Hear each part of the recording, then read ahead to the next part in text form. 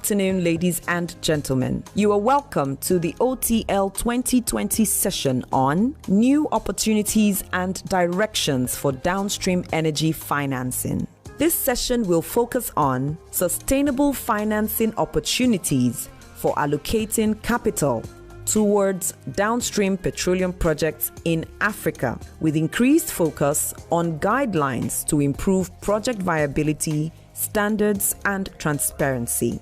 The moderator for this session is Mr. Victor Eromosele, Chairman CEO, Mentor Energy Consulting Limited. Mr. Eromosele has nearly 34 years' experience of the oil and gas industry, 19 of which were in management positions. Until recently, he was General Manager Finance, Chief Finance Officer of Nigeria LNG Limited, and the longest serving in the role. Prior to NLNG, he was for 2 years General Manager Finance at the NNPC NAPIMS, the upstream supervisory arm of the Nigerian National Petroleum Corporation. Speakers for this session are Ms. Oluwatoyin Aino, Group Head Energy Downstream, First Bank PLC. With 18 years professional experience within the banking and finance industry, Oluwatoyin presently has concurrent oversight for downstream and oil trading business within the bank's commercial and retail's engagements across Nigeria, while fostering business synergies across the UK and African subsidiaries, including Ghana, Guinea, Gambia, DRC, Senegal, and Sierra Leone, under the Global Account Management Structure. Mr. Ebele Ogwe, General Manager, Energy Bank Directorate, United Bank of Africa, UBA, Uganda. Mr. Ebele's professional career started at Pricewaterhouse in 1991. His banking experience spans various areas of banking, from asset-based finance to core corporate banking and trade finance. He worked at international banks such as Citibank and Standard Chartered Bank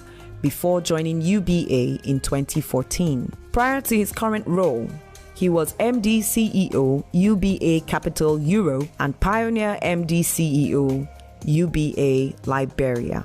Ms. Bola Adigun, Partner, Financial Advisory, Deloitte. Bola is a partner and West Africa corporate finance leader at Deloitte. She holds a Bachelor of Science degree, first class honors, from Olabisi Onabanjo University. She is a CFA chartered holder and also an associate of the Institute of Chartered Accountants of Nigeria. Bola is also concluding a PhD in finance from ISM Paris.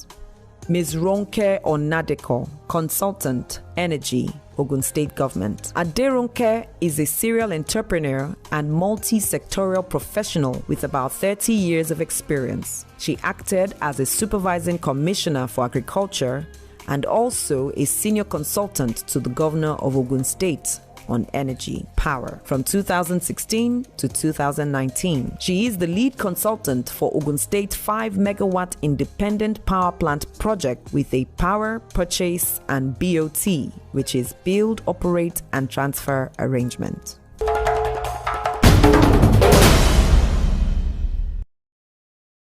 As they say, the world runs on energy, but energy runs on finance.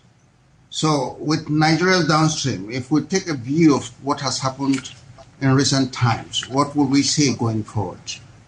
Let me give you a quick recap.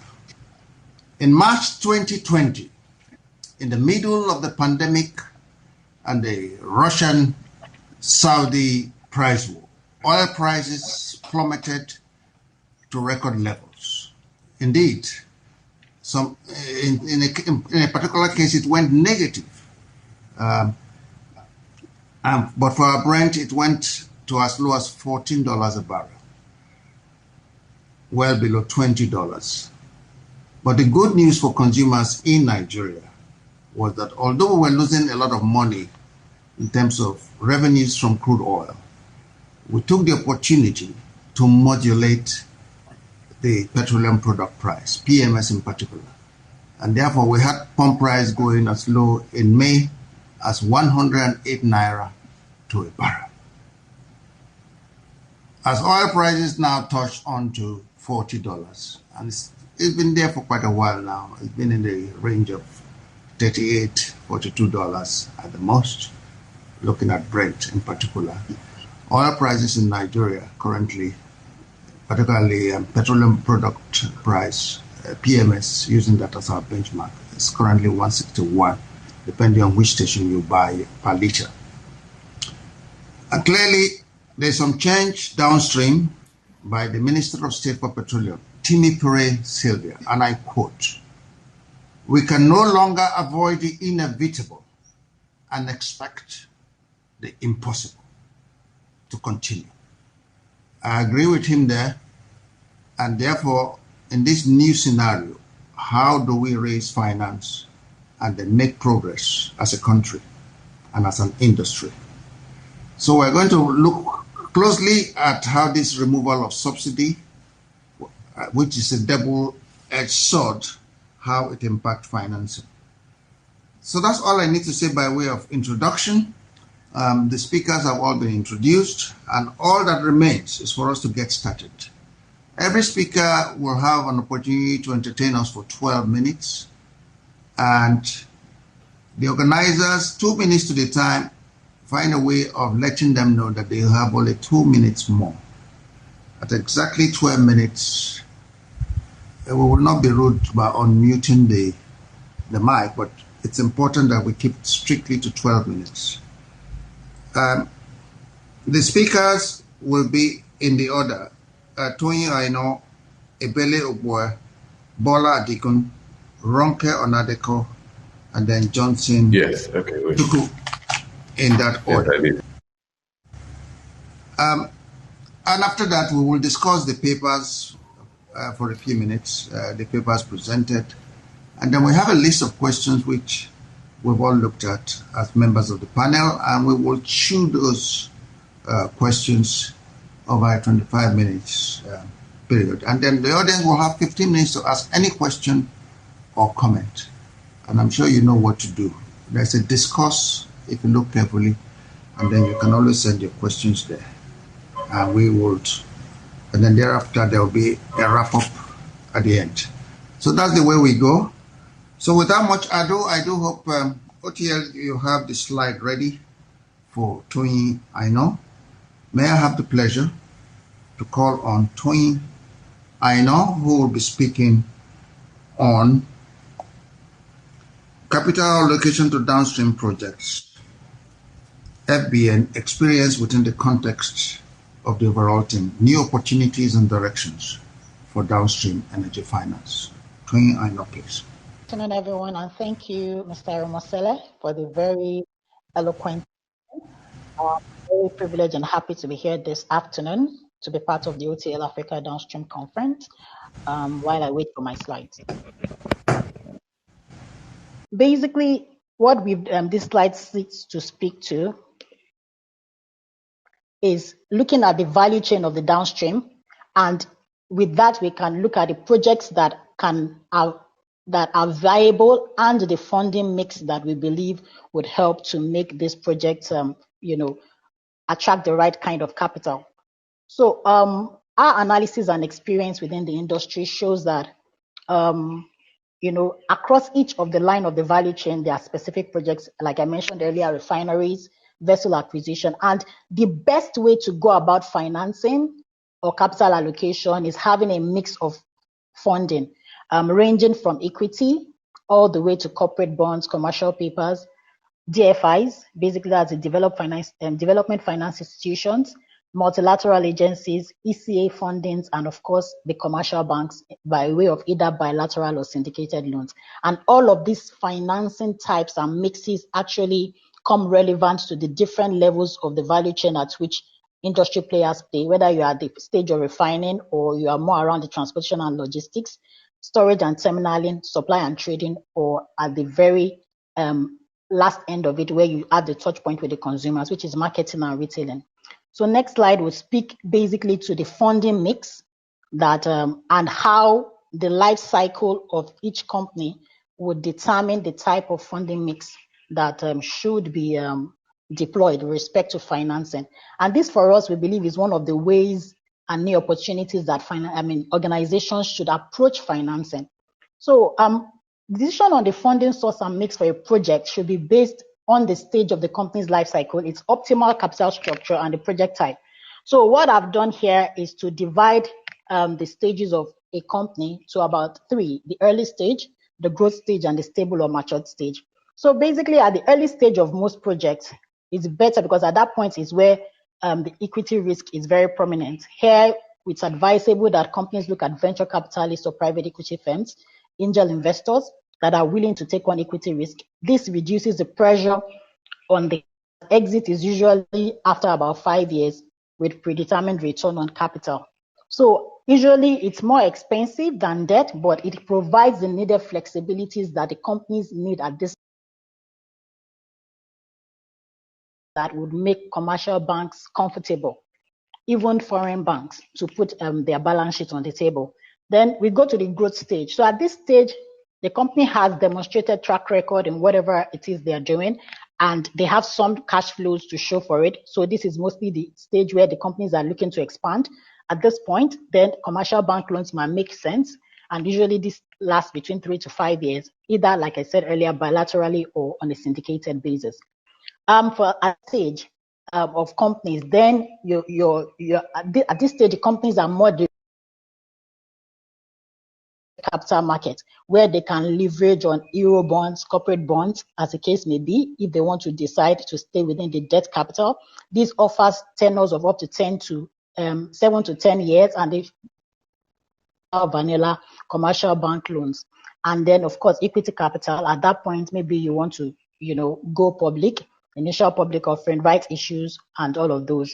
So, but irrespective of the funding mix and the type of funding that you're looking at as a corporate, there are some key considerations that are almost generic across the various funding mixes. And the corporate structure of the organization or its sponsors, their credit history, and that's track record in repayment of loans. If they are credit rated, it makes it easier, especially when they are at the matured stage of their lives, to be able to access, cheaper debt capital or equity capital funds. Transparent reporting, the competency and expertise of the management, reputation, their track record, and then, of course, nowadays, with the Equator rules, sustainability and environmental practices also play a very big role, especially with DFI type funding. Look at some of these key criteria to decide whether or not they want to lend. And then, of course, stakeholder management is very key. So the next slide just speaks to some of the typical documentation that we expect to see, and it's finance parties that help with putting together all of these sources of funding. So, of course, earlier, a combination and a mix of financing is what works.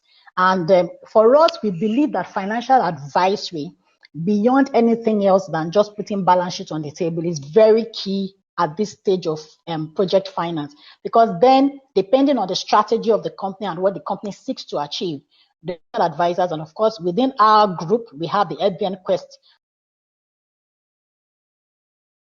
that offers advisory services, arranger roles, and all of that to help to put together the funding and the transaction parties that can make a transaction work. For a typical transaction that has to do with project, especially depending on the size and currency, there will be the role of legal consultants, technical consultants, facility agencies,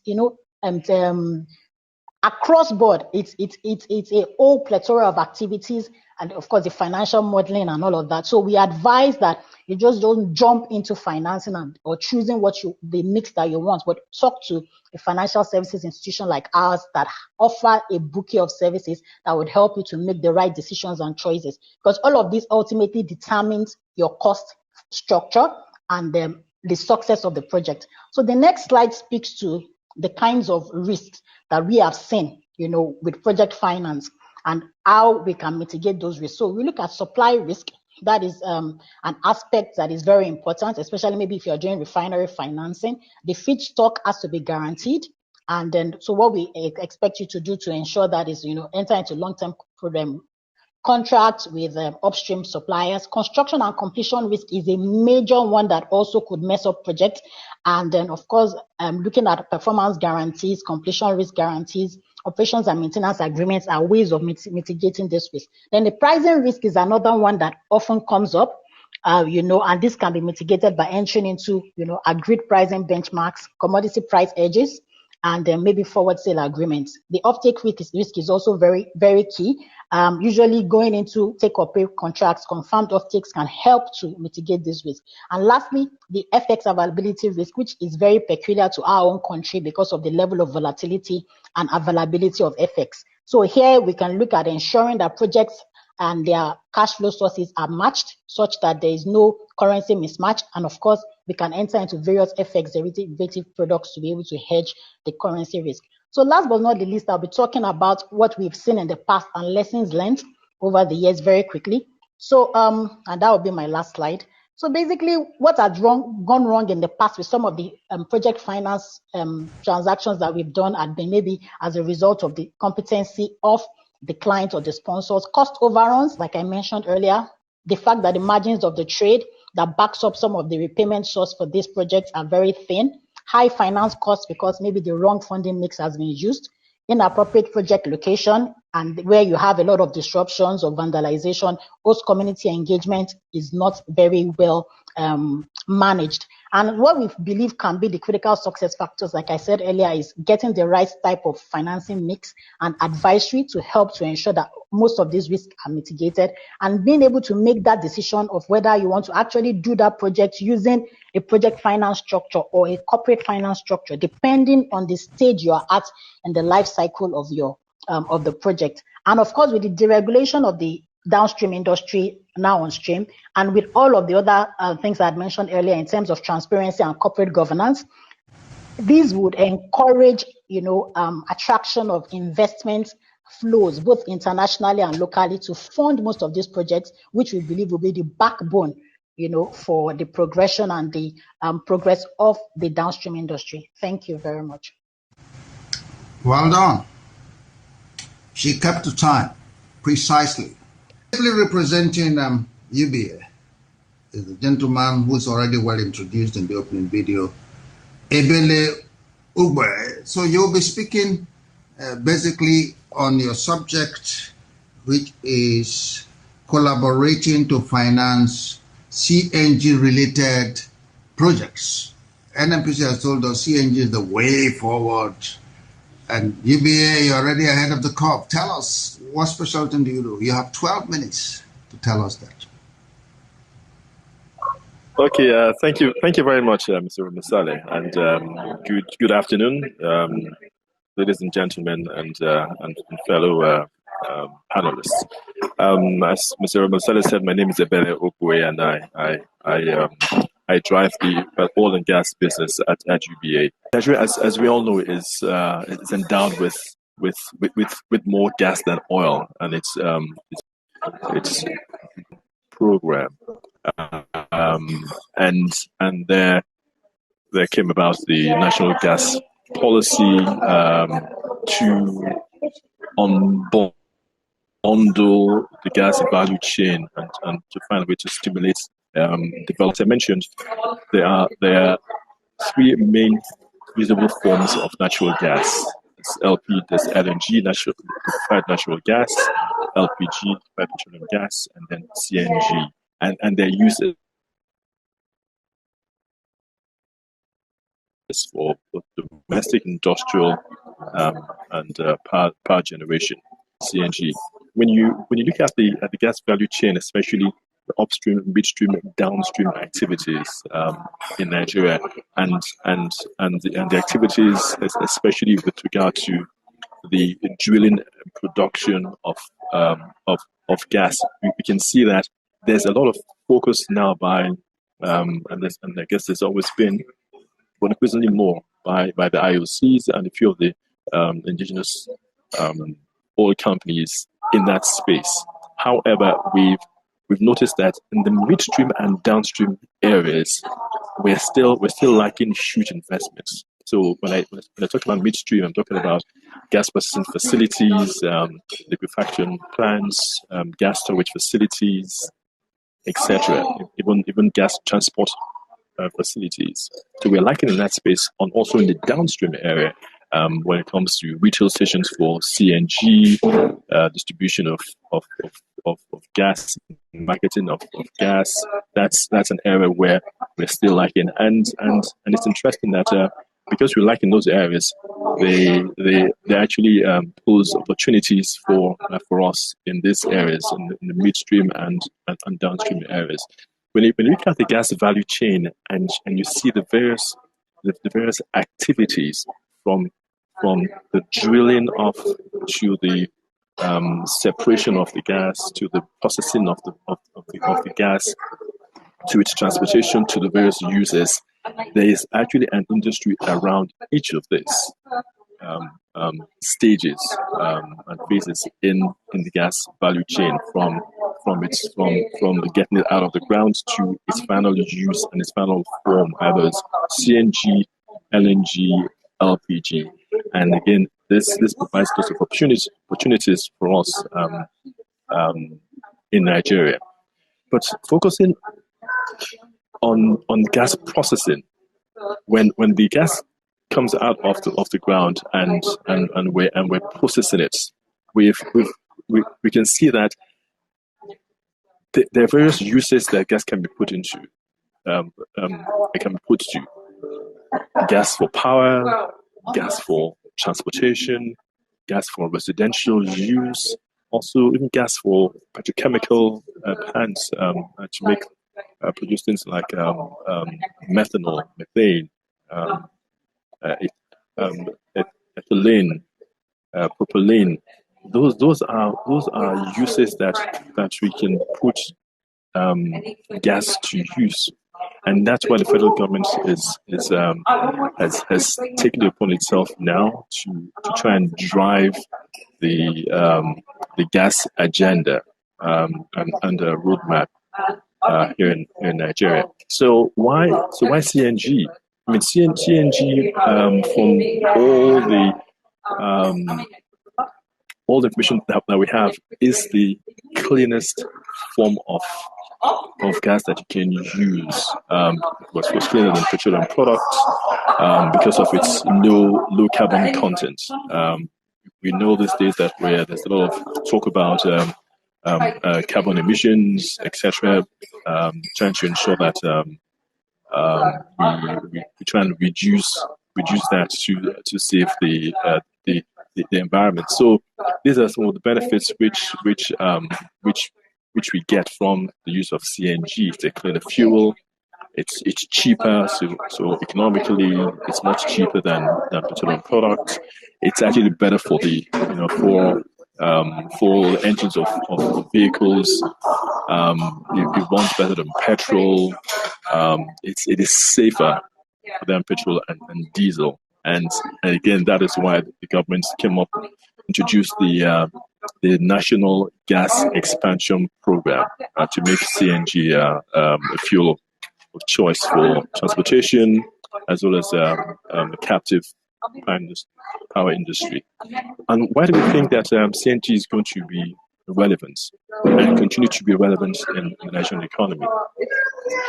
If you look at power generation, for instance, in Nigeria, there's been a lot of focus on power generation and on power distribution, but power transmission, that's an area that poses a lot of problems. We have major bottlenecks to evacuate the power that has been generated, and that's where CNG comes in.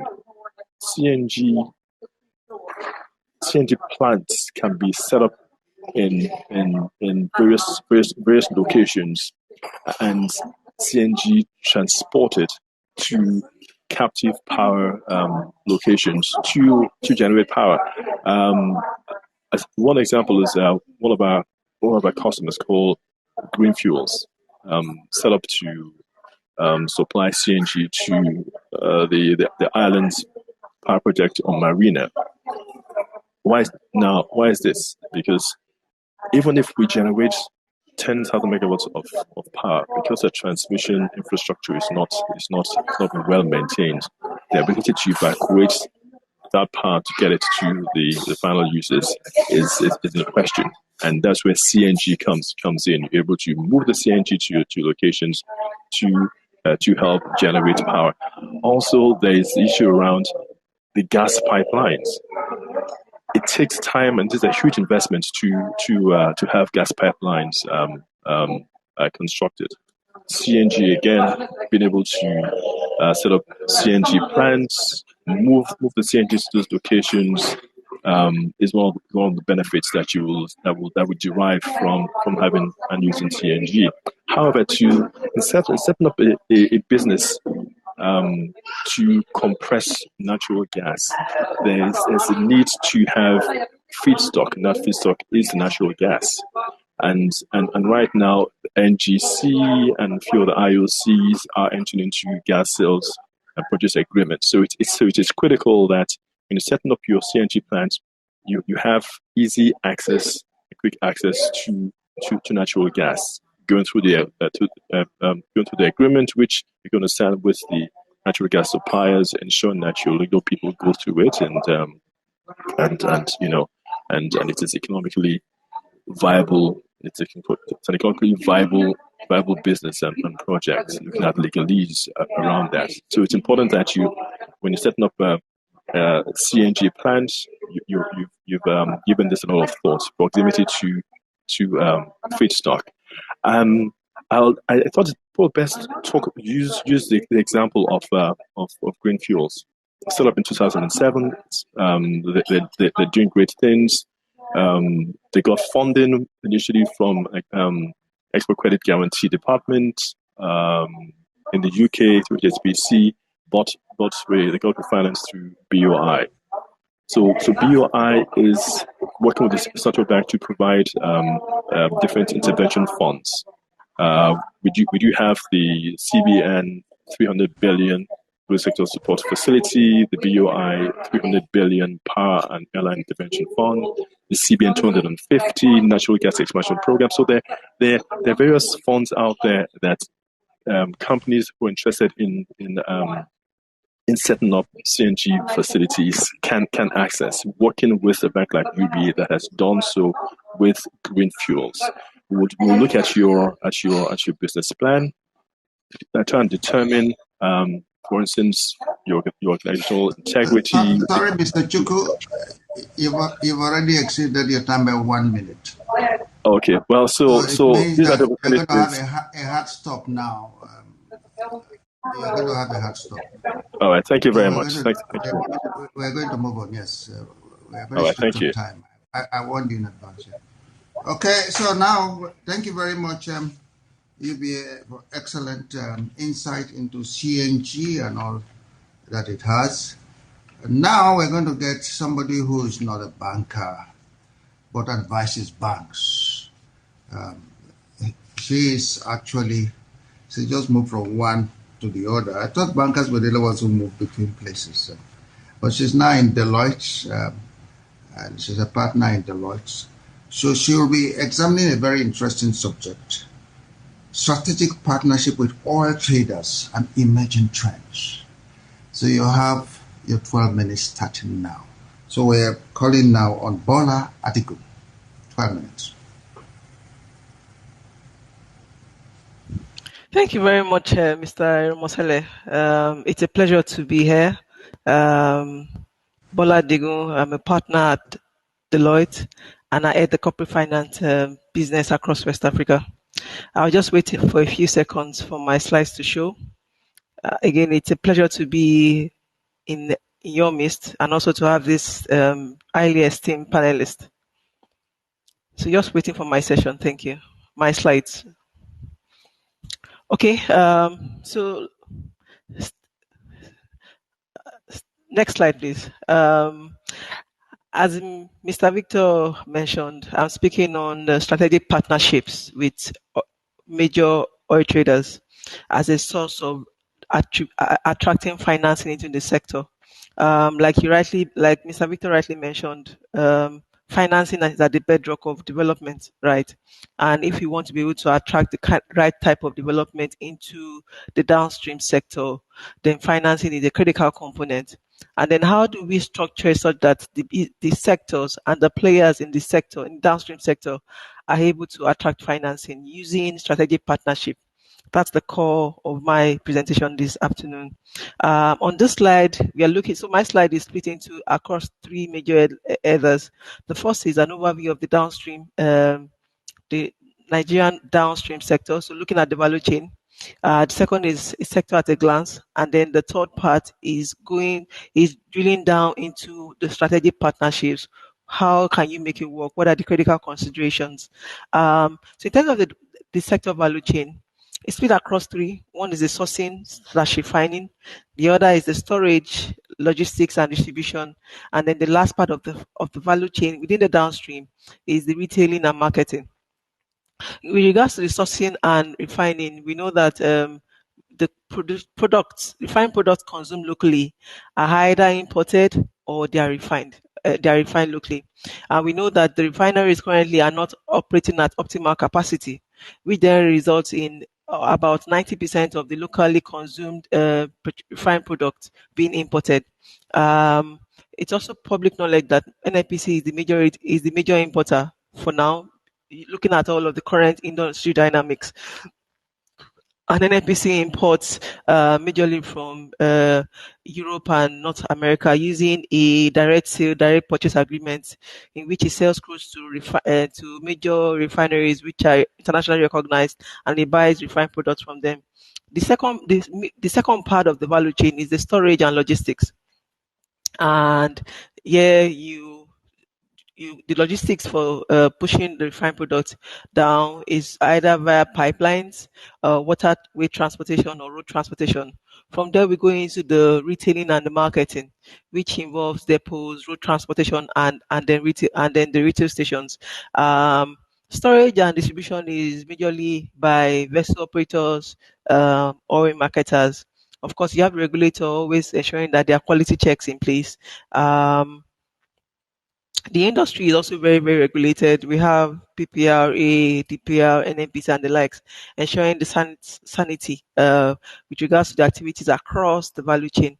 Next slide, please.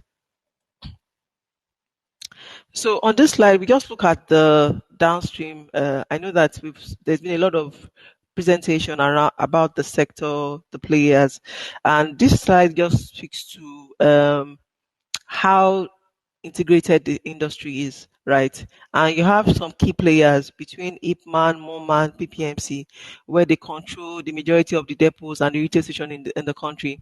In terms of revenue mix, don't forget that we're talking about funding. And when we talk about funding, the revenue mix and customer mix is very, very critical. So revenue mix for most of the major oil marketers include PMS, diesel, kerosene, and lubricant.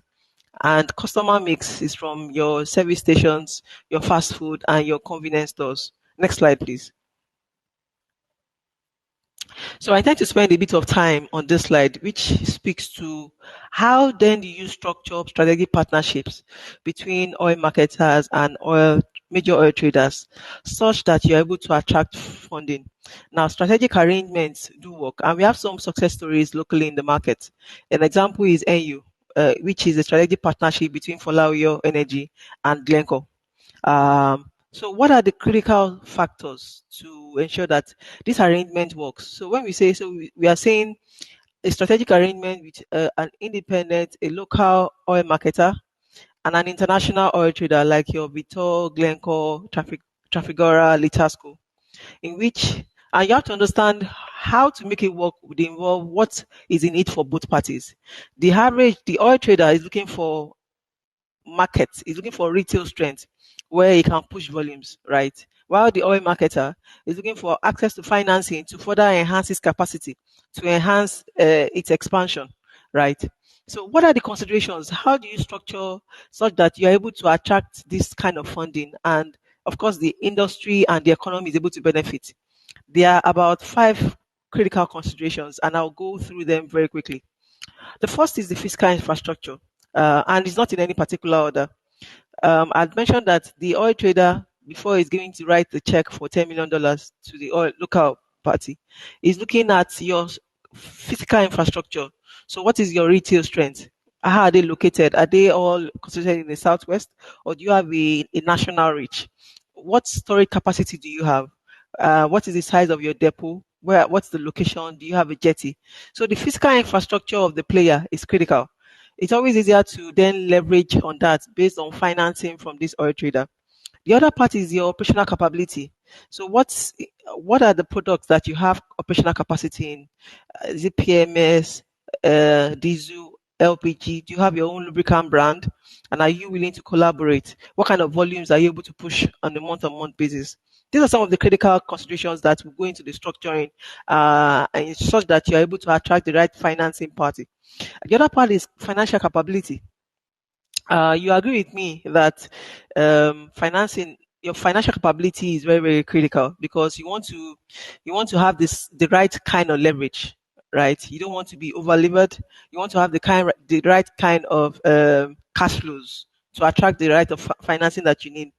Then the next part is your financing depth. So when it comes to your financing depth, it means your marketing depth. So what's your reach? Do you only operate in Nigeria, or do you have a Pan-African footprint? Do you have operations outside of Nigeria? Which makes it a lot more attractive, because it means that the oil trader is able to push a lot more volumes through you. And then a very critical part is the sponsor integrity. You always find, when you talk to, as Deloitte, we do a lot of financial advisory, we do a lot of capital raise, financing, strategic partnership advisory. And you find that when you talk to an investor, a critical component that comes to mind for them is the integrity of the sponsor. So sponsor integrity is a very, very important part. What's the sponsor's track record? How have they dealt in the past with international parties? Are there any red flags? Are they indebted where they do not honor their obligations? So sponsor integrity is a very important consideration for this kind of partnership to work. And then I put as others. So the downstream sector has a lot of moving parts, and it has a lot of dynamics that evolve. One of which is exchange rates. Is there subsidy? Is there no subsidy? All of these things would impact on the viability of a strategic partnership between a local player and an international oil trader. I know I have 12 minutes, but I think at this point I'm able to hand over back to Mr. Victor. Thank you very much for listening. Thank you very much. I'm glad you were very time conscious. Well done. That was quite insightful, actually. That oil traders who ordinarily are in the business of trading their products say, no, we can help you with some finance, but you've got to have the right, you have to smell right and look good. And she has told us what you need to do to smell right and look good. So those who are looking for financing from these slightly unconventional methods should actually start thinking seriously about it. And actually, the truth is that it is growing. It's growing very fast and rapidly. And they're not only just looking at downstream players, they're equally looking at upstream players. So that is a pretty good development. And now we can move on to the next speaker, who is the only one who has been described, and I've known her for many years. I knew her when she was wearing a cap on behalf of BNP Paribas. I was helping to put together billions of dollars of financing. And they say, oh, who is your representative in Nigeria? It was Ronke Onadeko. And then she has transited to become a serial entrepreneur. And of course, until recently, she was advising a state next door to us, Ogun State, on very interesting stuff. And she's had lots of projects like we had from her profile. So we will now like to hear her own views. And this time around, she'll be speaking to us on downstream opportunity review, looking at various opportunities downstream. And where do you get the financing for it? Ronke, you have your 12 minutes starting now. Thank you very much, Mr. Mosele. I'm going to be speaking specifically about gas opportunities. I'll do a quick review, and bring to light some opportunities for financing that aren't the traditional ones that most people would look at. And that's usually people are looking at debt or equity and other traditional financial instruments that they can use to raise funds. So I'll be bringing and highlighting some that are not so quick to come to the table that might be opportunities for some people. So I'll just do a quick context as to why I'm speaking to gas specifically. The importance of the incoming gas era in Nigeria cannot be overemphasized. This year in Nigeria, 2020, is officially our year of gas, as alluded to by NNPC, and we have over 200 trillion cubic feet of gas reserves in Nigeria, and it should last us another 100 to 200 years. So we're definitely coming out of an oil phase and moving into a more lucrative, cleaner, safer. Our energy transition opportunity. Our energy transition policy in Nigeria has been alluded to by government through the different initiatives that they've put on the table, and our natural gases are being exploited in its different forms: LNG, LPG, CNG, NGL, and whatnot. And it's important that I put my own emphasis this afternoon on gas. We have the Nigeria Gas Flare Commercialization Program, which covers a lot of things from stopping gas flaring to gas gathering and processing, gas pricing, gas investments, transportation, infrastructure, conversion of equipment from liquid fuels to gas, and so many other aspects of gas. And the national policy, gas policy, the 2017 gas policy, which spoke precisely about gas transportation, the networks, and some other key areas of gas. I don't know if my presentation has been put up.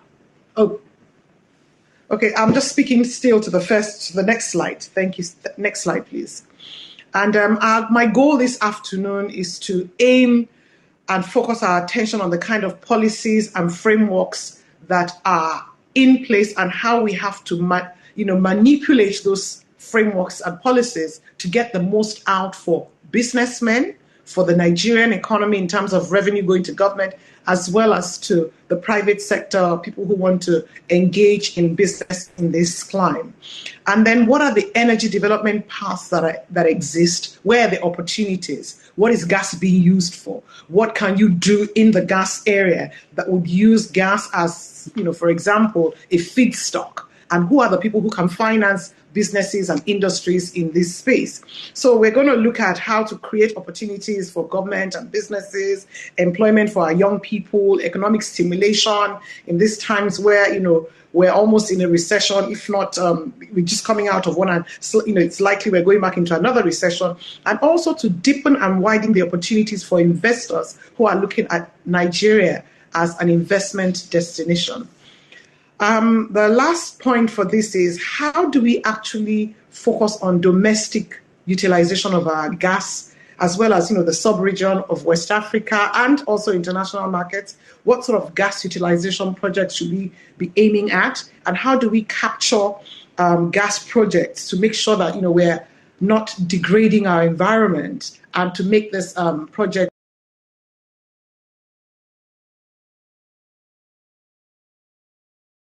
and the effects of COVID? There is a demand now for financing across the globe. Everybody is in this space with us. So there's competition for financing. So one has to get extremely creative as to how they're going to get their own share of the funds that are available. Next slide, please. So we're going to talk about how to monetize gas, and what are the ways in which we can, chart a path. So first and foremost, gas being a newer focus for Nigeria is still lacking in a lot of infrastructure. So there are a lot of business opportunities in building and fabricating gas infrastructure, storage, maintenance of this storage and infrastructure facilities, and also the utilization. And next, we have to now look at how can we use the gas in Nigeria, for West Africa, and for the rest of the world. So we're looking at things like gas as a feedstock for industry, gas for industrialization, gas to power, because we all know that we still have a lot of electricity deficiency, gas for reinjection into oil fields, gas for domestic use, and the least thing we want to use our gas for is gas flaring, which is quite undesirable and detrimental to our environment. Can I have a third slide, please? Downstream benefits. So what are the commercial and national benefits we can get if we go, this route that I've just mentioned? There are the opportunities for Nigeria to get out of poverty and support sustainable economic growth and diversification. We're 100% reliant on, taxes now and revenues from oil trading, crude oil trading, and we can expand that and go into gas as a major form of revenues for the government and for the economy. So, we could also get benefits as, in the power industry. If our turbines are powered by gas, we can get into the point where more Nigerians have access to electricity. We can also relinquish ourselves from the importation of petroleum products because we have our gas locally. We don't have to ship it off anywhere to have it cleaned up and shipped back again at a cost. A lot of the revenues we're getting from crude oil that should be used for the company, for the country, is going to be used for importation of petroleum products. So it erodes a lot of finance and revenues for the Nigerian economy. So money that should be spent on education, on healthcare, building infrastructure, doing housing and whatnot is actually being utilized in the importation of petroleum products. Also, we need to be building a gas-based industry that can boost national manufacturing and trade, and also boost our activity in the West African sub-region. We look at also boosting regional integration, increasing domestic and industrial power that would attract investors, raising standards of living through creation of employment, because all these different industries will have to bring in, a lot of employment. So most of our teeming youth that are unemployed and lack capacity to engage in economic activity will be able to be brought in using this pathway. Gas utilization would also lead to decrease in environmental pollution. We'll have cleaner fuel, it will be cheaper, and we'll have less health issues than we're facing at the moment. And of course, there are all the other multiplier effects in the gas industry, using gas for the petrochemical industry, for fertilizer, and the textile industry, for manufacturing metals and glass and clay and whatnot. And also we'll be conserving a lot of our foreign exchange if we are doing a lot more manufacturing locally. So we need to put Nigeria in the light where we become investor friendly with a lot of things going for us. Can I have the next slide, please? So I'm now just going to talk about funding, and this is my last slide. We've talked about the traditional funding opportunities that exist, but I'm just going to highlight a few funding opportunities that we haven't looked at to this point. And you can always seek financing if you package your projects in a particular way. So not everybody needs to go out saying, I need money for an oil project. There's so many other sectors that gas in Nigeria is tied very close to, and that have specific sector financing in those areas. So instead of all of us cannibalizing financing for oil and gas, we can actually go to like the textile industry and see if there's funding there, and do and seek for funding for an industry that is using gas, but in the textile industry, and that is applicable to a whole range of industries. So there's the off-take agreement-based funding. So based on your off-taker, you can go into an agreement with an off-taker of whatever it is you're producing. They would finance you ahead of production, and that would give you some capital. So you're not looking for all your funding for equipment purchase. You can bring in and lower your funding requirements if you use off-taker agreement-based funding. There's also monetizing future flows. For example, in the oil industry, I'm sure some of you will be familiar with reserve-based lending. Based on the reserves you had, I already mentioned how many trillion cubic feet of gas we have as reserves. On the basis of production, prior to even production, you are able to go to financial institutions and tell them that, look, I have access to such amount of gas, which in the international market costs so much. Can I have some of that upfront? And as I do business and earn revenues from this, you will be able to pull back what you've invested in me plus some.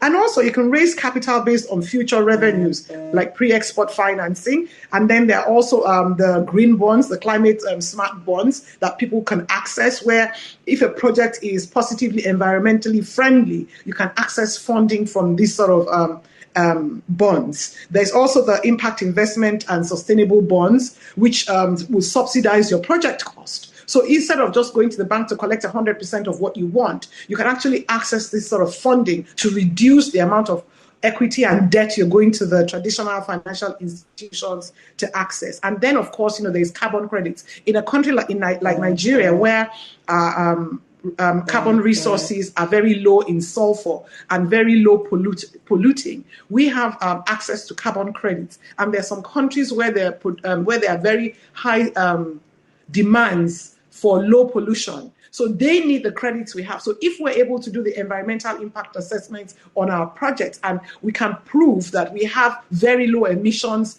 of negative gases in our environment, we can actually trade the value of that on the market for cash. So, and I mean this, you can trade this on on different markets, international markets. And another thing that puts is also, tapping into sector funding. And then there's also ECA financing. And locally, you have the financing that actually comes from the Bank of Industry. So these are some other types of funding that I think people should have at the back of their mind when they're putting their projects together, so that the demands they're having cut across different sectors, different financial instruments, and different financial institutions. And this way, you'll be able to get lower rates at for your project, and the viability of the project will increase. And in conclusion, I will just want to put out there that we need to end flaring and reduce, or at least reduce it to the barest minimum, fully commercialize the gas sector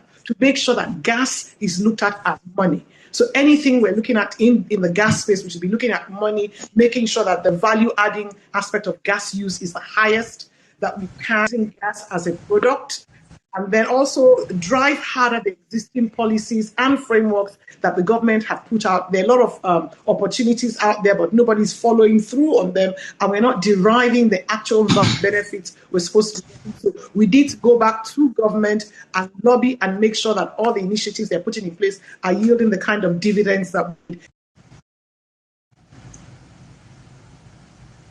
projects and products. Thank you very much. Thank you. I think we've lost you there temporarily, so I think it's a good. The system says thank you very much, and well done, Ronke, for articulating those interesting view. End of flaring, I like that. Except when I saw one of your slides, when I saw so many flares, it looked as if my house was on fire here. But the good news really is that Nigeria has moved down gas flaring. It used to be number 2 in the world, but today we are far, far below that. We're something like number 6, 7, or 8. I don't know the number today, if I have not checked that, but we're moving down, which is good. And we still have to go down, down, down.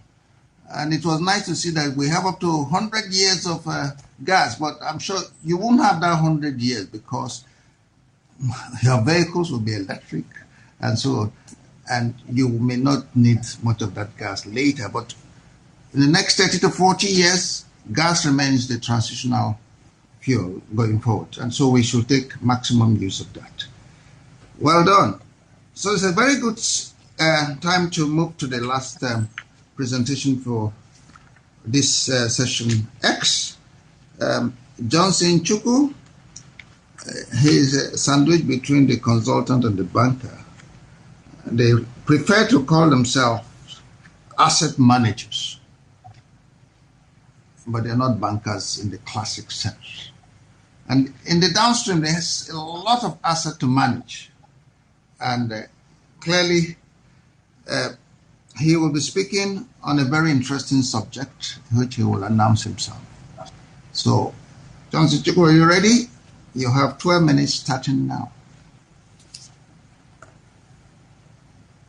Good afternoon, all. Good afternoon, all. Mr. Ramosele, can you hear me? I can hear you. Go ahead. You have the floor. We waited for Okay, you. thank you. Apologies for the technological hitches. Thank you once again for inviting me today as a panelist to this particular session.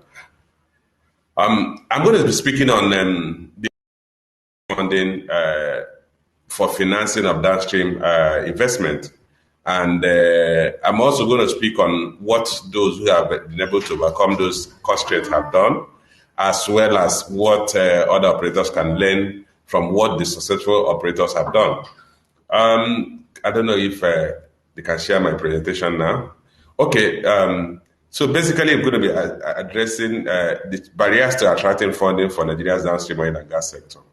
If you look at the global financial architecture or system, you have funds available for all aspects of the downstream operations, starting from the refinery business, going through oil, gas extraction and treatment, to storage facilities, to distribution facilities, both pipeline distribution and virtual distribution. Right now, for the liquid stock, we basically use virtual distribution because our pipelines are all moribund. And then we go through financing of both the distribution facilities, the storage facilities, the refining facilities. So let's go to the next slide.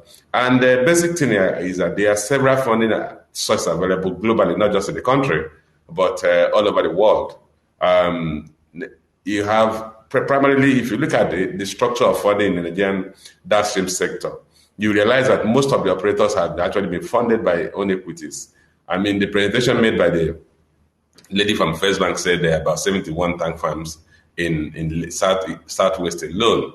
So I'm sure if you add up what you have in the South, Port Harcourt, Calabar, Warri,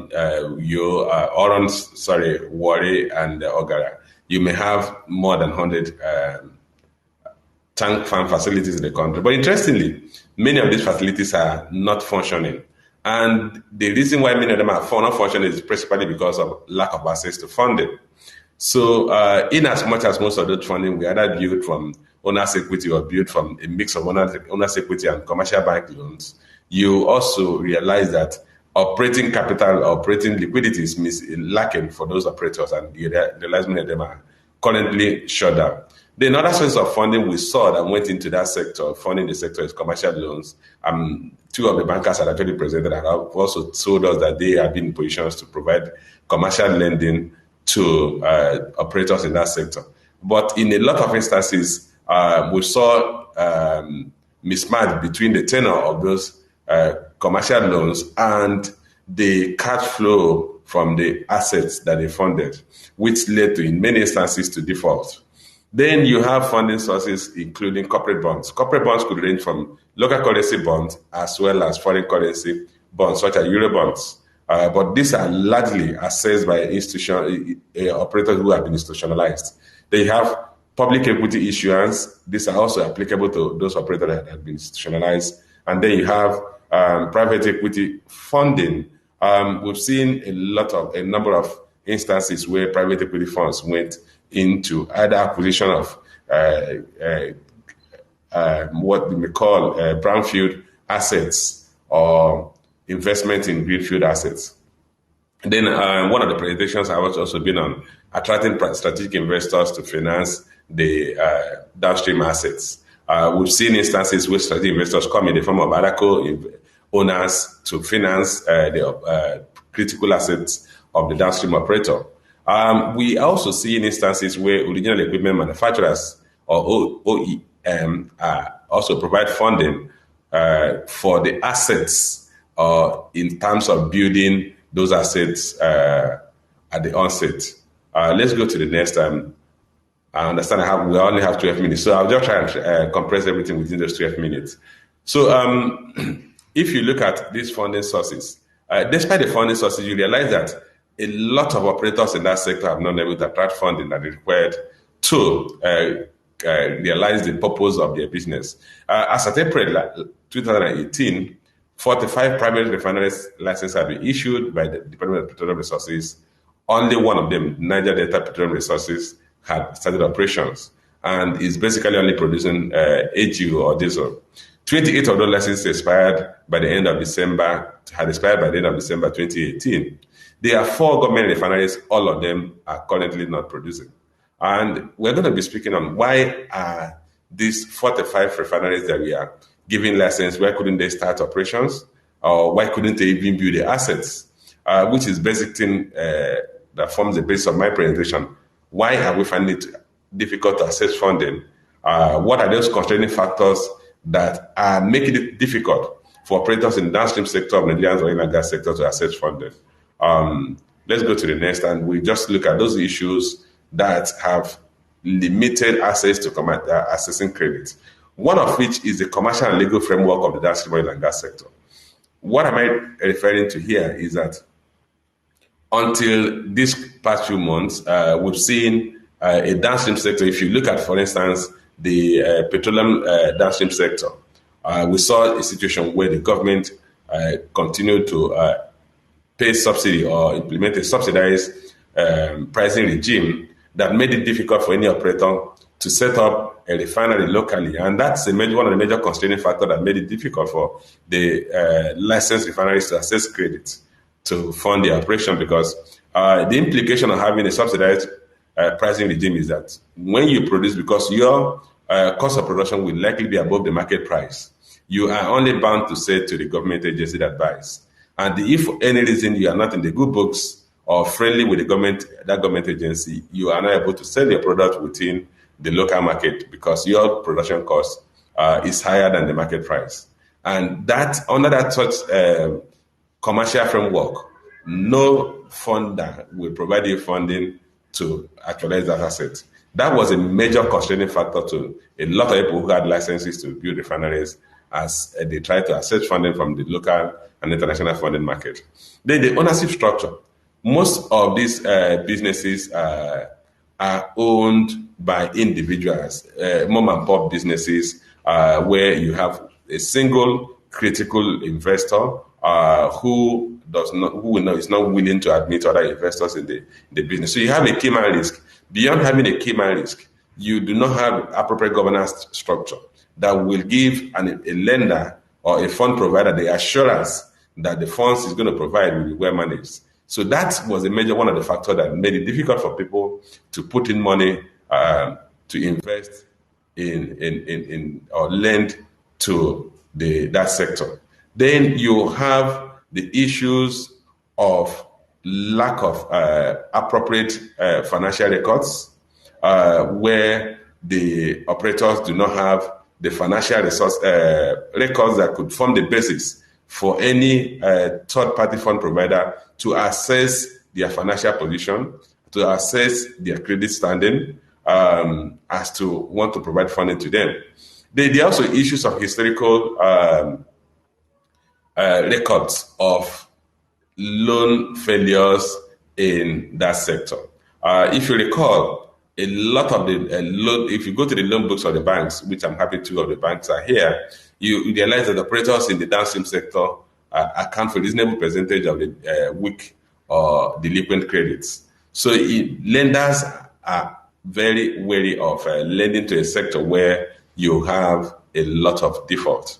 Then I had mentioned the issue of weak knowledge of financial system and the lack of knowledge of financial system, which is one of the reasons that I believe this session is supposed to provide, is that a lot of operators do not even know the options available to them, that they can actually access funding or the type of funds they can access to build or to invest in their businesses. We've seen situations where people access overdraft to go and build long-term assets when they should have gone for project finance.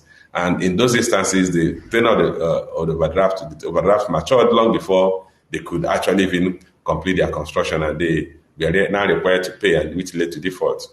The issue of maintenance of reliable financial records, which could form the basis for fund providers to advance credit to operators or even provide them equity, is also one of the major reasons why operators in that sector have found it difficult to access funding.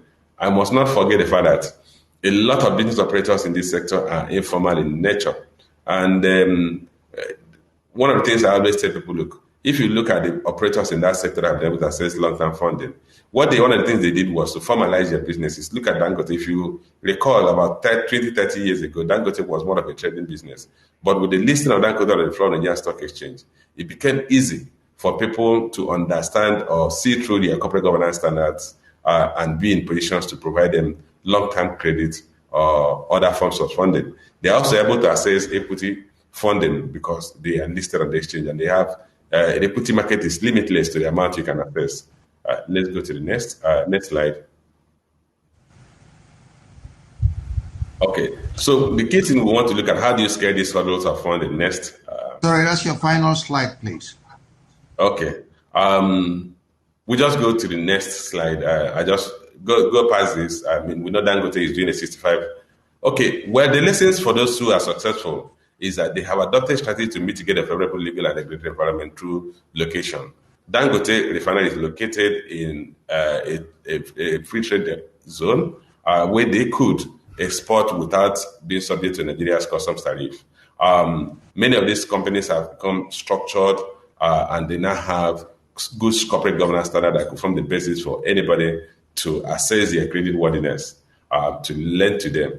And operators in this sector are also leveraging on the changes we are seeing in the government sector. We've seen government implementing deregulation of downstream sector. We've seen the government pushing for the enactment of the petroleum industry bill. I also believe that the conclusion of the marginal field licensing will also provide opportunities for those who want to set up modular refineries to access feedstock. Probably those who will be licensed could also set up modular refineries instead of trying to export their crude. Thank you. Thank you very much. Thank you very much, Mr. Chukwu, for that presentation. We've got to a very exciting moment, which means, and I love rules. Because I went to boarding school, the bell was law, so we have to stay with some rules. And you finance people too, you all like rules too. Otherwise, you can't take finance without rules. So we will conduct this session with some rules. And the rule this time, I will ask each one of you who presented one question. Don't attempt to give me an elaborate answer. Just give us a 1 or 2 sentence answer. You don't have more than 1 or 2 minutes to respond to the question specifically without. Okay, I'm sure the audience will find that more exciting than trying to give us an elaborate answer. And I think that's the way we're going to go. So who will be the first? Let's go in the order in which we presented. Tony, I know I get you warming up your engines. Question for you. You recommended a mix of financing options. And when you have a mix of financing options, which means you have 1, 2, 3, 4, 5, 6, like FBN does, it introduces complexity. Question, how does FBN manage the arising complexity? A good example will be intra-creditor issues, etc. Over to you, Toyin. Yeah, thank you very much, Mr. Mosele. So, like I said, the mix of funding sources helps over and above everything. Yes, it could cause complexities, but it also helps with cost reduction and also to match tenors, basically, depending on the type of project you're doing. So how those complexities are handled, they are all dealt in documentation. So, of course, for those kinds of financing where you have different types of funding coming in, commingling, we have intercreditor agreements, we have common terms agreements, and we have permitted indebtedness clauses embedded in facility agreements. So the legal counsel would play a very major role in ensuring that documentation makes provision for every type of financing that an organization or a project is going to be accessing to be able to make this project successful. And that's also where advisory also comes in. The financial advisors also would elucidate and discuss some of these complexities with the client, which we do within the corporate banking arm of our business and our investment banking business handled by FBN Quest Management. So that's basically how we would deal with complexities. Documentation would address most of those things. Thank you. Thank you very much. Documentation is the is the way to go. Bola, your question is, how do you deal with non-traditional risks specific to oil traders, trader financing, and peculiar to Nigeria? Nigeria provides a peculiarity. Oil traders have their own peculiarities because it's non-traditional. There are also some non-traditional risks. How do you deal with all these non-traditional risks? Thank you very much, Mr. Mosele. I think the starting point is to ensure that the oil trader you're talking to has appetite for Nigeria risk, right? If the investor has appetite, has a long-term view for Nigeria risk, that solves a large part of the problem because it's open and flexible to solutions that you prefer to address the challenge. What are the critical challenges that you find in our market? One is sponsor. There's sponsor risk, right? You want to ensure that your sponsor is reliable, your sponsor would honor obligations as they fall due. And another part is exchange rate risk, right? Because and we'll get into that in the Q&A. How do you mitigate devaluation of naira, where a large part of your revenue streams are in naira? So that's my 1 minute response. Thank you. Okay, thank you very much for being precise. Sponsor risk and forex risk are two things you're looking at, which is specific. And now, Ronke Onadeko, you gave a few examples of how we could utilize gas. But by far the greatest around now, outside liquefied natural gas and LNG, my former employers, who are doing their Train 7, which I think is probably the biggest thing on gas in planet Nigeria. The other big thing, when it comes and when it does come, fingers crossed, is Dangote, not the refinery, fertilizer and petrochemicals. This fertilizer is so important to our farmers. Petrochemicals, so important that what you wear, what you eat, the planes you ride, the cars you drive, petrochemical. So these are all excellent things that are coming. The question I want to ask, is the rest of the downstream ready for the snowball impact of Dangote fertilizer and petrochemical? Or are we not? What do you think? My view on that is Nigeria is very, very reactive when it comes to opportunities. And because of our very vast ability, we have Nigerians in the diaspora, we send our children to school abroad. Even the people who are local travel far and wide to import things. There's already an appetite for some of the things that are going to be a multiplier effect from the Dangote refinery when it comes to their fertilizer and their petrochemicals.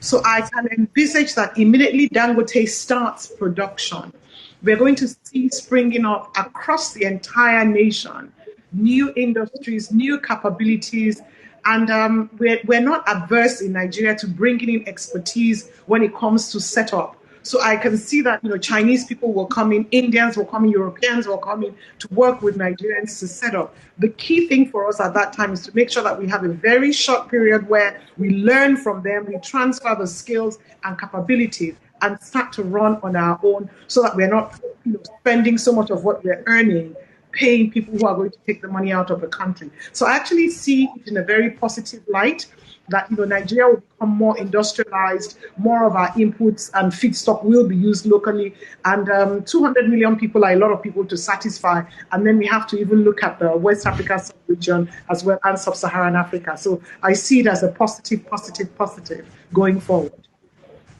Okay, I like your multiple positive. So stay on the positive note. The gentleman from Kauru, Johnson Chuku, I hope your system will allow you to respond to your question. Key man risk was one thing you pointed at. And I can tell you, given the nature and configuration of downstream in Nigeria, key man risk is real and is dominant and prominent. Question, how do you really cure this risk? Being practical now, not the theoretical mitigation methods. How do we really practically cure this risk? Because it's there. Over to you, Chukwuma. Well, one of the things that you do to cure a key man risk, I'm not going to look at academic, which is basically a key man risk insurance. That does not address it. The major thing is that for anybody who needs to access a certain level of funding, they need to know that they have to broaden management at the minimum. Even if you're not going to broaden ownership, you need to broaden management. If you look at the likes of Dangote, the likes of Bua, some of the biggest conglomerates we have locally, you still have some level of the key man risk, but they have broadened their management structure. So you have professional management that can run the business even in the absence of the core owner. And I think that is a short way to address key man risk in Nigeria until we get to a point where Nigerians will also see the need to allow for diversified ownership of their businesses. A lot of people still hold businesses so close to them and consider it as their family heritage. But I think for a start, the key thing, the banks, the lenders should insist that organizations should have broad management. And a lot of owners are willing to admit professional management in their management cadre. Okay, I hear you. Learn from the best is what I hear you say. But I can tell you that's what we call the Nigerian mindset hurdle. And it will remain for a long time. Until we get through that, Nigeria will remain an underdeveloped country. Stop calling yourself developing. We're still underdeveloped. We want to develop. First, we must learn to collaborate and trust others. And move from one man to several others. You know, as one man risk papers. I think there should even be measures in the downstream. If there's one thing we should take away, we start thinking about, can we merge and grow bigger? With the young lads, you know, they've got $200 million investment just for having some ideas. You see, if they say they're not open to that, they will be poorer for it, and Nigeria will be poorer for it, and the whole of Africa will benefit from such investment. Similar investments can happen even downstream, larger, bigger, and better. That takes us on now to the real session where we have 5 questions. And as usual, there are always rules around. And the rules here, 3 minutes for the first discussant, 1 minute or less for the other. Otherwise, I will interject. And that's not usually very pleasant.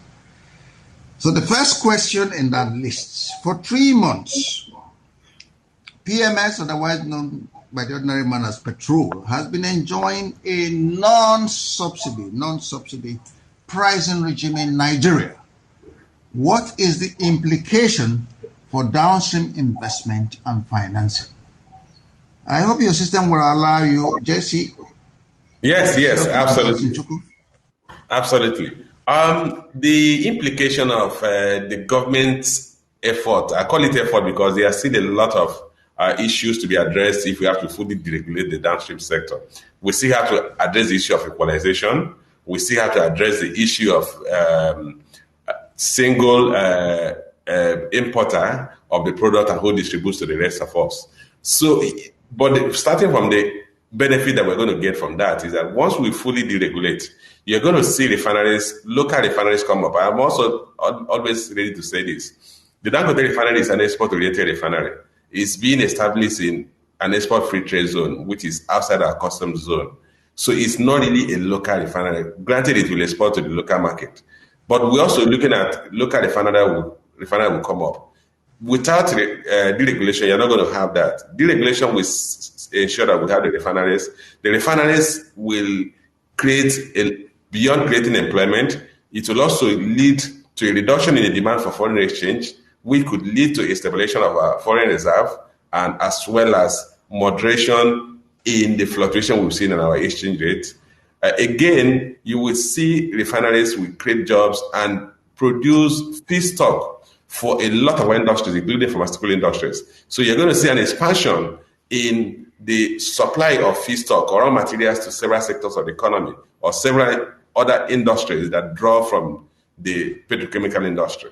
So you're going to see job creation, reduction in demand for foreign exchange, stabilization of reserve, possibly growth in export earnings as we create the point of exporting. And we're also going to see a reduction in the price of refined petroleum product because a lot of costs inherent in imported refined products will be eliminated. Cost of shipment, insurance, back and forth, and what have you. Logistic expenses associated with the seaports will all be eliminated. You're going to see a reduced cost of refined petroleum products, higher level of reserve, stable exchange rate, job creation, and supply of input materials to several sectors of the economy. So we expect that this will lead to a material diversification of Nigeria's economy. Thank you. Thank you very much, Johnson Chukwu. Tony, you've been thinking about it. Do you agree with Chukwu equalizer? Once you can deal with equalization and single importer, there will be a boosting effect. And then you have a proper deregulation, the price of products will go down. What do you think?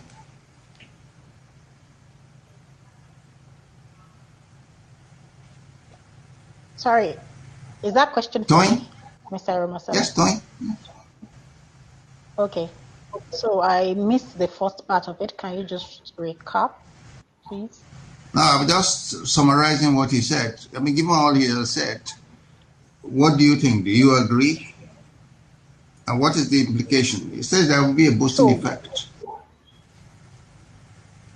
Yes, absolutely. So deregulation, if done properly, like we've all alluded to, not price modulation, but full liberalization of the prices and being determined by the market forces of demand and supply, would definitely bring about efficiency within the industry. It would help to ensure, job creations and all of that. So at the end of the day, the ripple effect is going to be positive. And again, it would also be a very good opportunity for investors to be more confident, either equity or debt, or even the strategic partners that we've all discussed, bringing in their funds in country to support and invest in the in downstream sector. So deregulation, if it's done as an act of parliament, as is being pushed, and not just as a bill, it will definitely impact positively on the industry and help with attracting the right quality of funding, tenor-wise, and then also help with respect to expanding the reach and spread of the industry. And then, of course, it would increase our contribution to the GDP. At 9% is abysmal. That's the oil and gas sector as a whole, considering the amount, of what we generate with respect to foreign reserves. So I believe it's a net positive anyhow we dimension it, if done correctly, and the government hands off on trying to set pricing. Thank you. Yeah, excellent. Now the next question. Effective mitigation is key to successful financing effort. The Naira has suffered a 25% devaluation against major currencies. What impact will this trend have on the financing of downstream projects and working capital? B.A. Bola Adigun, what do you think? You have 3 minutes to tell us. Thank you again, Mr. Romosele. Unlike the upstream oil and gas industry, where some of the revenue is in FX. So if, for instance, you're exporting crude, you earn your dollars. The downstream, the financing mix is majorly in Naira. Hence, the devaluation of the Naira is a critical concern for financing or to attract financing in the downstream.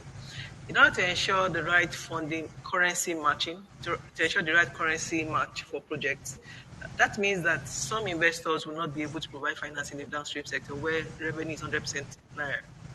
However, does that mean that the industry then cannot attract financing in foreign currency? Absolutely not. It then boils down to how the deal is being structured. Structuring becomes very, very critical.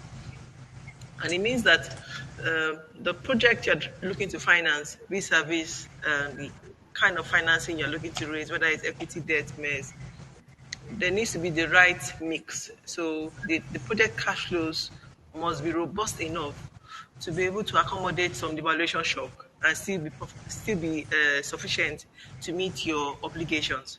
So just to summarize my point on this, the structure of the deal then becomes critical to ensure that it is still able to raise financing, whether for capex or working capital, despite the risk despite the risk that is attributable to devaluation or exchange rates. Thank you very much. Thank you very much. Mr. Ebele Ogwe, do you agree with the consultant? Mr. Masale, I not entirely. I do not see an increase in borrowers or customers borrowing in foreign currency, because it does pose a huge risk if you compare FX risk with interest rate or finance risk. FX risk is actually bigger, and it's more of a significant risk. So we're seeing these days a less of an appetite to take foreign currency facilities to fund local currency revenue generating transactions, such as importation of products. You would notice that recently, with the important PMS AGO, Duke Oil, and NNPC have been the major importers of this. Reason why: one, access to foreign currency; two, the devaluation of the currency, and the reflection of that in the pricing. We've not gotten to a place yet where pricing is cost reflective completely. So right now, there's as Roque mentioned, there's a price modulation. We don't have the full liberalization of the market. So I'm not sure we're going to see too much of that just yet, until there's some relative stability in the currency. And right now, with all that's going on and Nigeria's rating not being very stable, it does pose a problem for international investors. Okay. So I hear you. I want to now find out from Tony, another banker, FBN. Do you agree with UBA's views? So I largely agree, because currency mismatch is a major problem that we've seen over the years in the industry. And if not carefully managed, it can actually cause a major collapse, even for the organizations themselves, talk less of the banks that are caught in the mix. So, but we have maybe solutions that we look at times is hedges. If by the time you maybe open your LC, if you can hedge your receivables by going into maybe non-deliverable forwards or outright forwards that are to be delivered. Yes, that as a way of increasing your cost of operations. If, like we've said, if the regulation happens the way it's supposed to happen, then all of that cost can be passed on to the final consumers. And at the end of the day, the other issue again is having a level playing field. Because where a particular arm of government or a few people have access to FX at a different rate than others, and there is no equity or equality in the access to FX, all of those are inhibitors to our ability to continue to fund the industry when there is that currency mismatch issue. And of course, the other way to look at it is by the time the refineries start working properly, the way it's supposed to be, maybe with Dangote coming in, then maybe we may be able to have a bit more of foreign currency coming into the country through the export of refined products. And maybe that will cushion the effect of the deficits that we have, because PMS accounts for the largest consumption of FX currently within the country. So, yes. Okay. So given that scale, you're talking about hedging. I mean, we've suffered a 25% devaluation. How do we hedge that? And it happened so quickly that before you even put your hedge in place, you are already bleeding and licking your wounds. Okay. So, Chuku, do we have enough hedge instruments here? Okay, I said we do not have enough hedging instrument because even some of the hedging instruments from the central bank are non-deliverable forwards. But as business operators, one of the ways you can hedge your position is to ensure that you do not have an open position. That's the shortest route to minimizing the risk of devaluation, because if you have an open position in the downstream segment, because your revenue is in local currency, whereas your obligations are in foreign currency, you find out that when the Naira move as it had done in the past couple of months, you talked about 25% devaluation, it could wipe out your balance sheet. We've seen institutions in the downstream sector that lost their entire business because of devaluation. So the first thing is that you must make sure you don't gap your book negatively, so that you are exposed to a liability in foreign currency while your assets are coming in local currency. But you can also explore the few options available at the FMDQ windows. But I said earlier that these are non-deliverable forward, so you may not necessarily get dollar at the time of maturity of those forward instruments. Yes, paucity of forex. Onyeka Okofu talked about that. I hope you've got your answers impliedly. He talked about where input equipment have to be sourced from OEMs overseas. Of course, we will keep sourcing until Nigeria develops its own capacity to make things in Nigeria. We will keep sourcing overseas. But the truth is that Nigeria economy right now can only be described with one word. In my own, I can say that dysfunctional. If you manage an economy with clear-cut rules, people can anticipate and they can plan. But even overnight, things keep changing too fast. You find that even with your hedging instruments, which you haven't got enough, you talked about open positions and so on, you will still have a significant proportion that you still can't cover. And that everybody will have to scratch his or her head. Now let's move on to the next one, because I can spend the whole day talking about this. The recently revised petroleum industry bill, that PIB doesn't excite me anymore. You know why? The Minister of State for Petroleum said, come June, PIB out. Here we are in October, still talking about PIB. And the PIGB was ready about a year and a half ago. Where is it today? So we've just done a U-turn. And that's why I am personally not excited, and I can say that to anybody who feels otherwise. I am not excited about PIB at all. You've delayed something for 10 years, just go out of it. Even a bad PIB, that's what all of us who are experts in the industry will tell you. A bad PIB is better than none. Many people have done two more PIB since we started. So what are we waiting for? You can never have a perfect PIB, no matter what you do. And you can never eliminate the politics of PIB. So we just have to move forward. We need to put something in place that moves the industry forward. Having said that, the recently revised PIB proposes that Nigeria Midstream and Downstream Petroleum Regulatory Authority, which is the new name they will call it, just a change of name label, will determine appropriate tariff methodology for natural gas market value for petroleum products. Question: how is the development potentially likely to affect investment and financing of the downstream? TA, Tony, I know you have the answers. Okay, yes, sir. So I think we touched a bit on this earlier. So like you rightly said, if it's just a name change, then there is no change. But if it is the operationality of that new authority, that's the NMDPRA or something, that is going to be the new regulator. For us, I think what would really make a lot of difference is, number one, don't let prices be determined by demand and supply. You could come up with, monitoring, be a monitoring agency more, monitor compliance to safety standards, monitor product quality, corporate governance, monitor and be sure that there are no antitrust practices are reduced to the minimum, anti-competition and all of those. If that is what the agency is out to do, and maybe just check price benchmarks just to be sure that, nobody is trying to control the market or monopolize it, then it will make sense.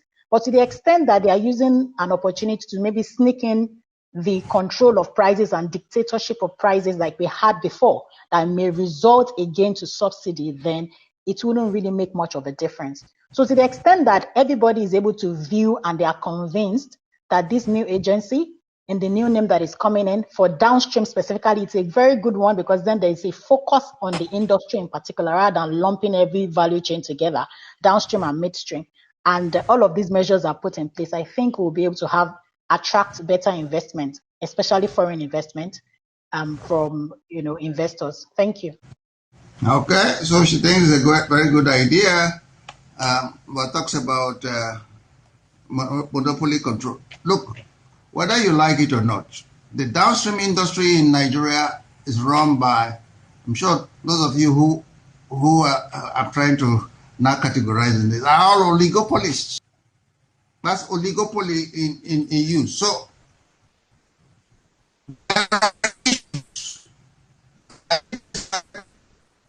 players who are listening to and talk to those in authority. We got school is not a silver bullet. And what I hear is that fine, what is happening now is nice, provided there's a law to back it. And everybody is looking towards PIB doing just that. Fingers crossed. Ronke Anadeko, what do you think?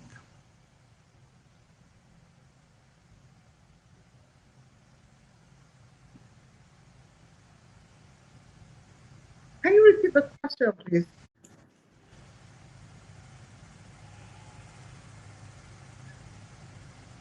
We can hear you. Can I have the question again, please?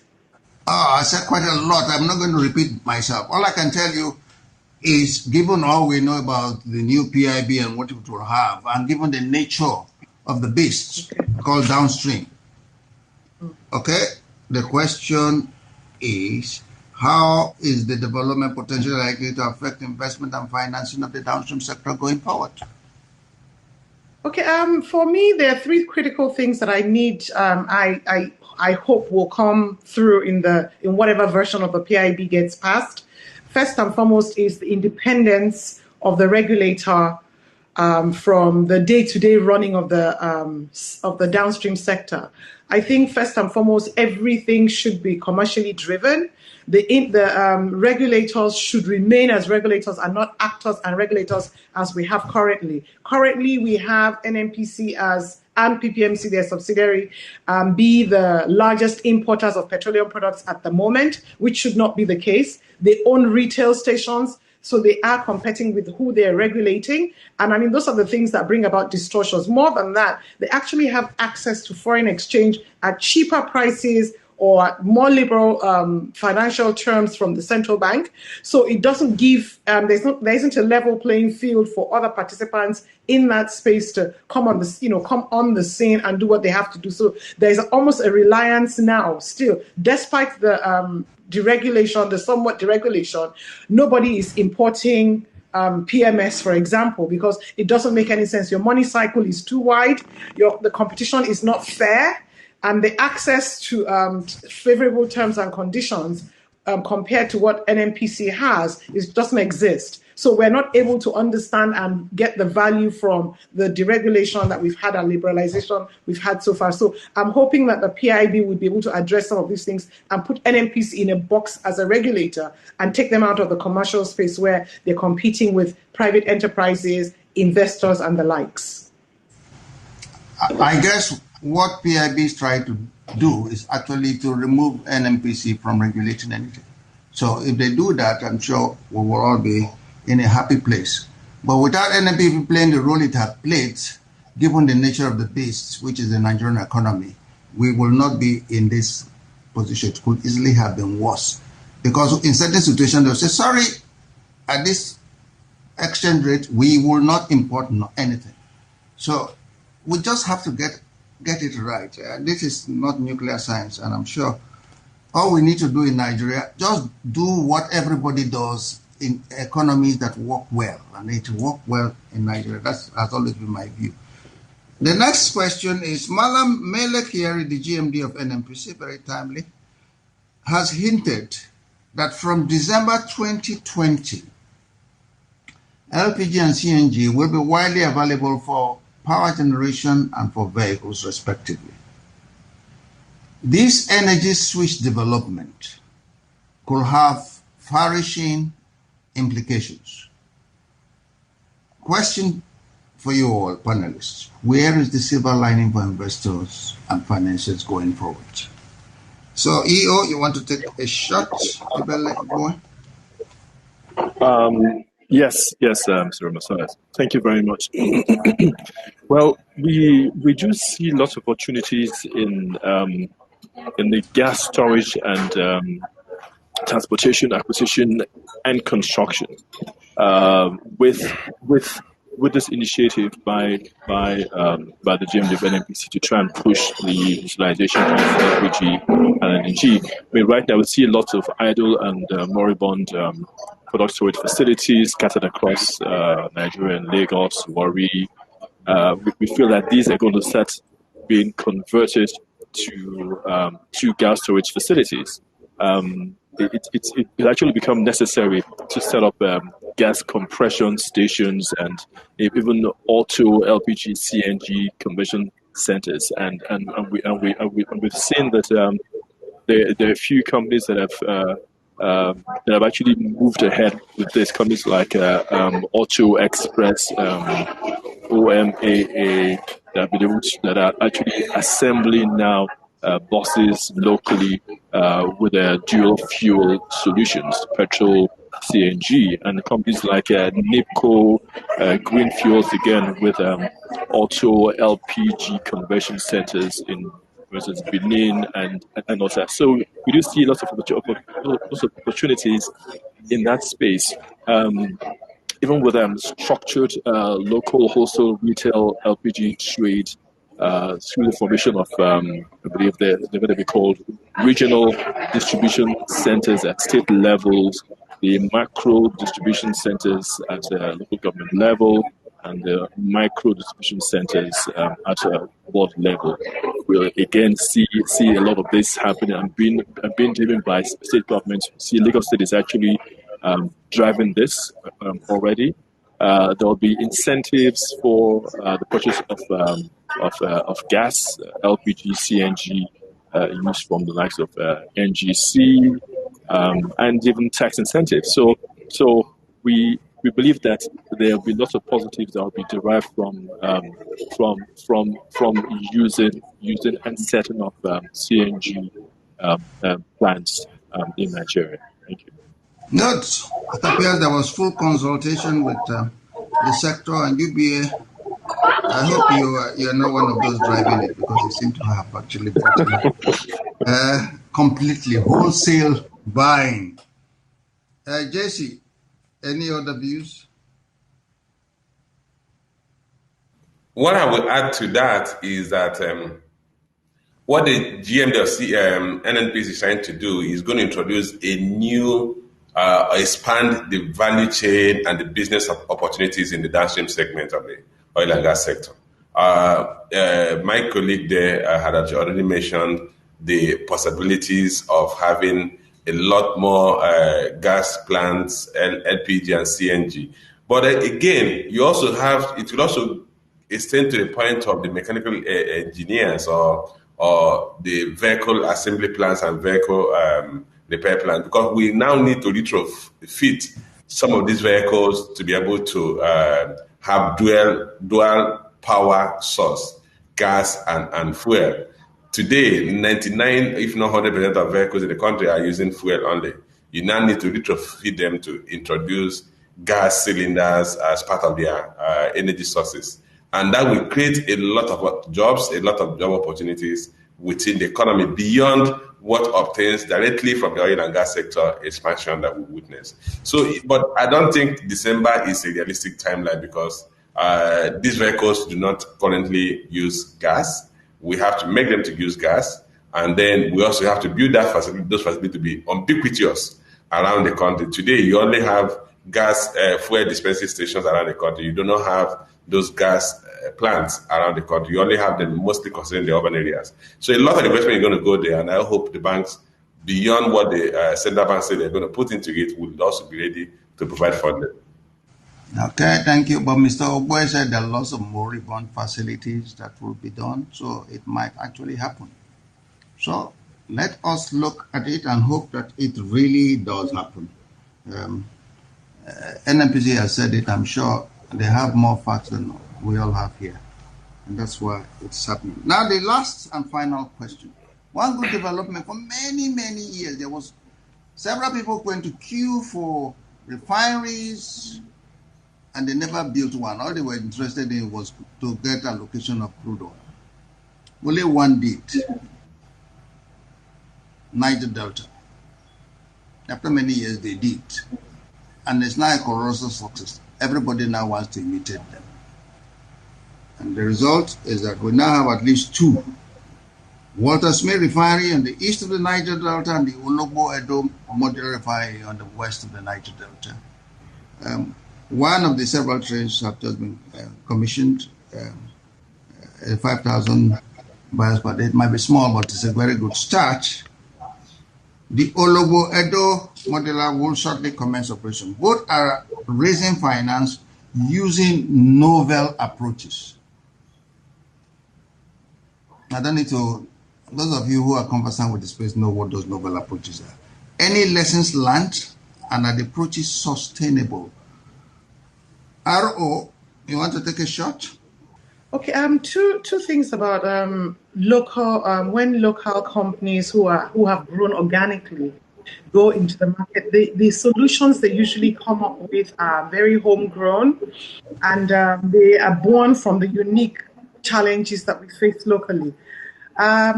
Most of them have just come onto the market, and we haven't had enough time to see what the shortfalls are from the approaches they have. But what I would normally, advise is that one should make sure that your financing sources are as wide as possible, that the match is, and that the local adaptations are taken advantage of, and no two companies are running the same kind of profile in terms of their corporate profile or the environment in which they're operating. So I don't think it's possible for anybody to do a cut and paste on any other person's type of financing. You're going to have to look at, the fundamentals of your business, the aggressiveness of the promoters of the business, and the environment in which you're operating in. So I would advise that everybody gets a financial advisor to study what they've done in the past, the environment they're working in, before they prefer financing solutions going forward. And when you look at the two examples that Mr. Mosele mentioned, the Walter Smith and the other refinery,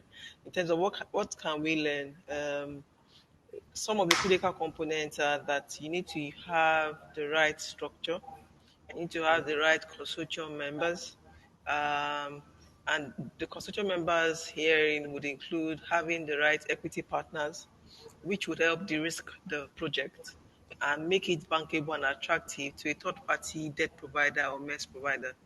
Other considerations with regards to such a project would include, for instance, what's your funding source? What is your feedstock source? How close is your feedstock to the refinery? How close is the refinery to the wellhead? What additional capex needs to be spent? What are your community relations like? So if you have the right funding structure, the right consortium, and all the other considerations are properly put in place, you significantly increase your chances of raising financing.